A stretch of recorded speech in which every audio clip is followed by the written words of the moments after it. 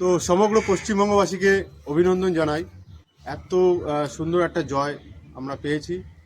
তো তৃণমূলের অপশাসন থেকে তাদের এই 15 বছর যে দুর্নীতিগ্রস্ত সরকার, তাকে যেভাবে আমরা তাড়িয়েছি, সত্যি এটা আমাদের জন্য মানে ভীষণ খুশির খবর। আর সাধারণ মানুষ স্বতঃস্ফূর্তভাবে ভোট দিয়েছে। যেভাবে কেন্দ্র বাহিনীর সহযোগিতা নিয়ে এরকম শান্তিপূর্ণ ভোট কোনোবারই হয়নি, ঠিক আছে। আর ভোটের রেজাল্টের পরবর্তীতেও রেজাল্ট আউট হওয়ার পরেও কোনো হিংস্রতা হয়নি, ঠিক আছে, যেটা তৃণমূলের হারবাদ বাহিনীরা করতো।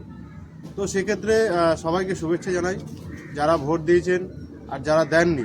কিছু গান্ডু আছে যারা এখনও বোঝে না যে এত দুর্নীতি করার পরেও কীভাবে তারা তাদেরকে নিয়ে মানে লাফালাফি করে জয়, মানে আমাদের আশেপাশে অনেকে আছে, এদের সত্যি মাথায় কিছু নেই। এরা শুধু মানে টাকার কাছেই বিক্রি, এরা টাকা পাচ্ছে একদম তাতেই ভুলে যাচ্ছে। তো আশা করি আগামী 5 বছরে আমাদের বিজেপি গভর্নমেন্ট যা কাজ করবে, বাকি যারা আছে তারাও ভোট দেবে। তো সেই আশা রাখি। সপ্তম পে কমিশন গঠন হবে, সবার স্যালারিও বাড়বে, আমরা সেই আশা রাখছি বিজেপির কাছে। আর ইন্ডাস্ট্রি আসবে আশা রাখি।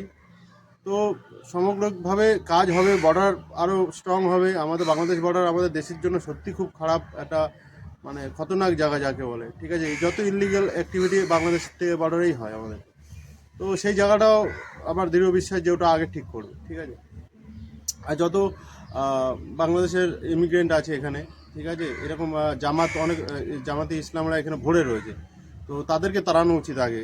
তারা যেরকম আমাদের 7 সিস্টার দখল করে গ্রেটার বাংলাদেশ হওয়ার স্বপ্ন দেখছে, সেই আশায় ওদের জল ঢেলে দেবে, আমার দৃঢ় বিশ্বাস আছে।